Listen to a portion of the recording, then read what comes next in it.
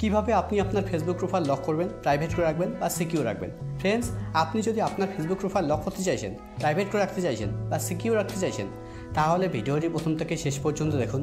কেননা এই ভিডিওতে একদম সহজভাবে দেখানো হয়েছে আপনি কিভাবে আপনার ফেসবুক প্রোফাইল লক করবেন, প্রাইভেট করে রাখবেন বা সিকিউর রাখবেন। তো ফেসবুক প্রোফাইল লক করার জন্য, প্রাইভেট করে রাখার জন্য বা সিকিউর রাখার জন্য আপনাকে ফেসবুকে আসতে হবে। ফেসবুকে আসার পর একদম উপরে ডান দিকে দেখুন একটা 3 লাইন আছে, আপনাকে 3 লাইনে ক্লিক করতে হবে।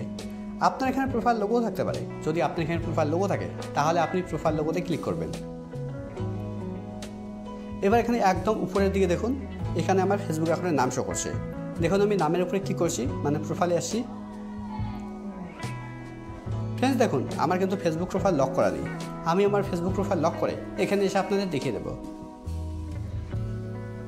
তো এখানে আপনাকে স্ক্রল ডাউন করে নিচে আসতে হবে। এখানে দেখুন একটা অপশন আছে সেটিং। এবার আপনাকে সেটিংয়ে ক্লিক করতে হবে। ফ্রেন্ডস, আপনার এখানে এরকমভাবে সেটিং অপশন শো নাও করতে পারে। আপনার এখানে এরকম শো করবে, আপনার এখন এরকম শো করবে। আপনি প্রথমে সেটিং অ্যান্ড প্রাইভেসিতে ক্লিক করবেন, তারপর আপনি সেটিংয়ে ক্লিক করতে পারবেন। সেটিংয়ে ক্লিক করলেই আপনার সামনে ঠিক এরকম পেজ ওপেন হবে। ফ্রেন্ডস, এখানে একটা কথা তো মন দিয়ে শুনুন, যদি আপনার ফেসবুক অ্যাকাউন্টে প্রফেশনাল মোড অন করা থাকে তাহলে কিন্তু লক অপশন শো করবে না। মানে ফেসবুকে প্রফেশনাল মোড অন করা থাকলে আপনি আপনার ফেসবুক প্রোফাইল লক করতে পারবেন না। সেক্ষেত্রে আপনাকে প্রথমে প্রফেশনাল মোড অফ করতে হবে, তারপরে কিন্তু লক অপশন শো করবে। মানে ফেসবুকে প্রফেশনাল মোড অফ করার পরেই আপনি আপনার ফেসবুক প্রোফাইল লক করতে পারবেন। তো এখানে স্ক্রল ডাউন করে নিচে আসতে হবে। এখানে আপনাকে খুঁজতে হবে অডিয়েন্স অ্যান্ড ভিজিবিলিটি। নিচের দিকে দেখুন লেখা আছে অডিয়েন্স অ্যান্ড ভিজিবিলিটি।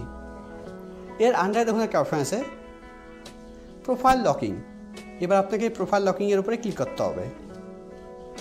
প্রোফাইল লকিংয়ের উপরে ক্লিক করার পর এবার একদম নিচে লগ ইউর প্রোফাইলের উপরে ক্লিক করতে হবে। এবার একদম নিচে ওকে।